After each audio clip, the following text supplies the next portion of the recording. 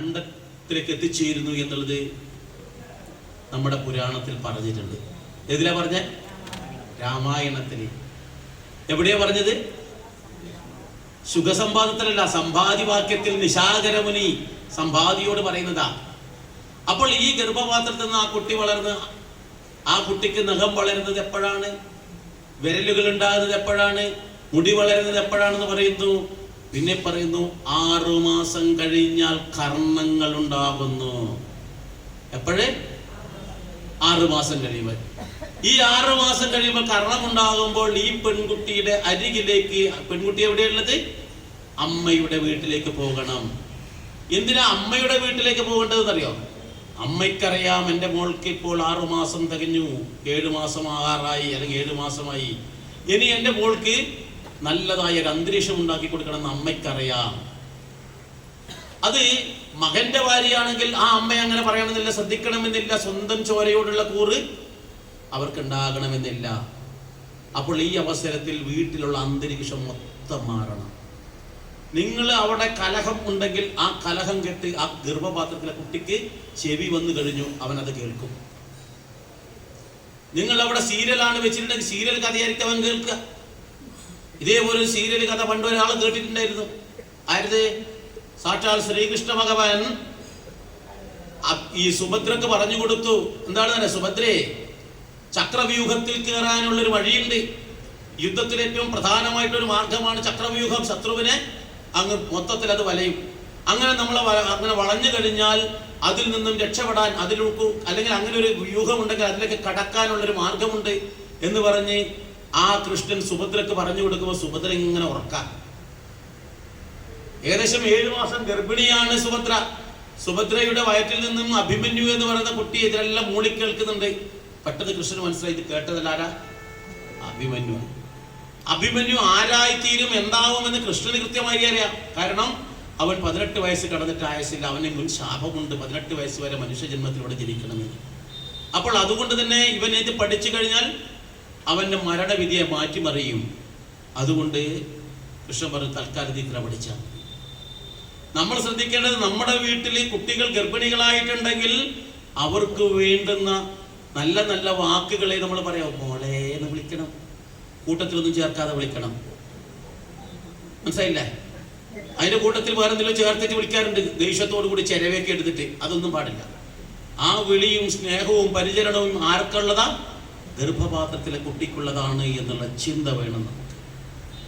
അങ്ങനെ ആ ഒരു അന്തരീക്ഷം ഉണ്ടാവണം. നമ്മൾ രാവിലെ കൂടുതൽ സമയം ആ പെൺകുട്ടി ഉറങ്ങരുത്. കാരണം ആ കുട്ടിക്കാണ് വിഷമം. ആ കുട്ടി ഈ രാവിലെ ഉണരുന്ന സമയത്ത് അവിടെ നല്ല നല്ല സുപ്രഭാതങ്ങള്, ഗായത്രി മന്ത്രങ്ങള്, വിഷ്ണു സഹസ്രനാമങ്ങൾ, വീട്ടിലൊക്കെ നല്ല മന്ത്രങ്ങൾ ഉയരുന്ന തരത്തിലുള്ള ശബ്ദങ്ങൾ കേൾക്കാം.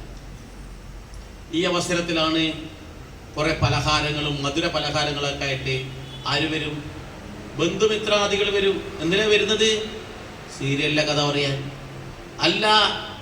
അവിടെ വരുന്ന ബന്ധുമിത്രാദികൾ ചെയ്യേണ്ടത് ഈ കുട്ടിയോട് സത്കഥകൾ പറഞ്ഞു കൊടുക്കണം. ആരാ കേൾക്കുന്നത്? ഗർഭപാത്രത്തിലെ കുട്ടിയാ. അപ്പൊ ആ കുട്ടിക്ക് ഉപകരിക്കുന്ന തരത്തിൽ ധീരമായിട്ടുള്ള ഭക്തിയുള്ള പലതരത്തിലുള്ള കാര്യങ്ങൾ, ശ്രേഷ്ഠമായ ഉപദേശങ്ങൾ കൊടുക്കണം. മധുരമായിട്ടുള്ള വാക്കുകളെ പറഞ്ഞു കൊടുക്കേണ്ടത്. അതുകൊണ്ടാണ് മധുര പലഹാരം കൊടുക്കുന്നത്.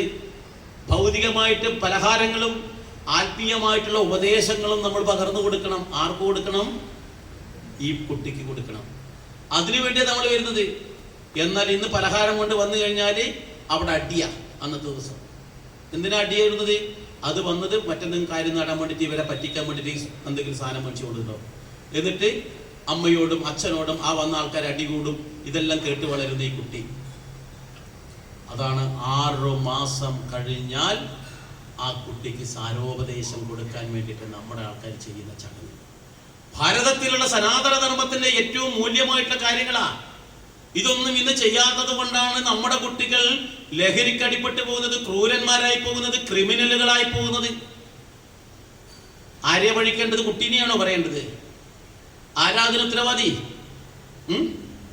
ഞാനാ? ആരാ? നമ്മൾ ഓരോ ആൾക്കാരാ. ഇനി നമ്മൾ ചിന്തിക്കണം. ഒരാൾക്കെങ്കിലും അത് മാറ്റാൻ പറ്റിയാൽ അത്രയും നല്ലതാ. നമ്മളാ ചിന്തിക്കേണ്ടത് അങ്ങനെ വേണോ എന്ന്. അപ്പോൾ അവിടെ തുടങ്ങി കല്യാണം കഴിയുന്നതിന് മുമ്പ് തുടങ്ങി ഇവിടെ മായാദേവി ഗർഭിണിയായി. 6 മാസം കഴിഞ്ഞു. സാരോപദേശ കഥകളുമായിട്ട് വരുന്നത് ആരറിയോ? വനവാസികളാ. അവിടെ ആർക്കും ഇവരെ അറിയില്ല, വനവാസികൾക്ക് മാത്രമേ പരിചയമുള്ളൂ. തേൻ കൊണ്ടുവരുന്നു, പഴങ്ങൾ കൊണ്ടുവരുന്നു, അങ്ങനെ പല തരത്തിലുള്ള ഉപഹാരങ്ങൾ കൊണ്ടുവന്ന് വെച്ചിട്ട് അവർ കൃഷ്ണന്റെയും ശിവന്റെയും അതുപോലെ തന്നെ ശാസ്താവിൻ്റെയും ഒക്കെ കഥകൾ ഇങ്ങനെ പറഞ്ഞു കൊടുക്കാം. ഭക്തി ഉണ്ടാകും ഈ കുട്ടിക്ക്. അവരുടെ കഥകൾ പറഞ്ഞു കൊടുക്കുമ്പോൾ അവർ ആയോധനത്തിൽ മുന്നിട്ട് നിൽക്കും. വീരസാഹസിക കഥകൾ അവർക്ക് പറഞ്ഞു കൊടുക്കുന്നത്. ഭയമുണ്ടാവില്ല. നിങ്ങൾ ഭയപ്പെടുത്തുന്ന കഥകൾ പറഞ്ഞു കൊടുത്തു കഴിഞ്ഞാൽ കുട്ടി ഗർഭപാത്രത്തിൽ പുറത്ത് വന്നു കഴിഞ്ഞാൽ ചെറിയ ശബ്ദം കേട്ട് കഴിഞ്ഞാൽ തന്നെ കുട്ടി പേടിച്ചു വിറയ്ക്കും. എന്നാൽ അതിനെ നേരിടാനുള്ള മാനസികമായ കരുത്ത് ഗർഭപാത്രത്തിൽ വെച്ച് കുട്ടിക്ക് പറഞ്ഞു കൊടുക്കണം. അങ്ങനെയാകുമ്പോൾ ആരടാ എന്ന് ചോദിച്ചാൽ ഞാനടാ എന്ന് പറഞ്ഞ് അങ്ങോട്ട് പോയി നോക്കാനും ഏത് വെല്ലുവിളികളെ നേരിടുവാനുള്ള ശക്തി ആ കുട്ടിക്ക് ഉണ്ടാകും. ഇന്ന് ഇതാണ്ടോ? ഇന്ന് അങ്ങനെയൊന്നും ഇല്ല. അതിനെല്ലാം കാരണം നമ്മളാ. അപ്പൊ നമ്മൾ ചിന്തിക്കുക നമ്മുടെ കുട്ടി എങ്ങനെ ആകണമെന്ന്. 6 മാസമായി മായാദേവിയുടെ അരികിലേക്ക് ഇവർ വന്നു. പലരും പല ദ്രവ്യങ്ങൾ വെച്ചു, സന്തോഷപൂർവ്വം സ്വീകരിച്ചു. മായാദേവിയാണെങ്കിൽ സൂര്യദേവനെ പോലെ ജ്വലിക്കുന്ന സൗന്ദര്യമാണ് വർദ്ധിച്ചിട്ടുള്ളത്. കാരണം എന്താ? അതീവ ശ്രേഷ്ഠതയുള്ള ഒരു കുട്ടിയാണ് ഈ ഗർഭപാത്രത്തിലുള്ളത് അതുകൊണ്ട് തന്നെ അവിടെ പ്രത്യേകമായിട്ടും അവരതിന് വേണ്ടുന്ന പരിചരണവും കൊടുത്തു എന്ന് വേണം മനസ്സിലാക്കാൻ.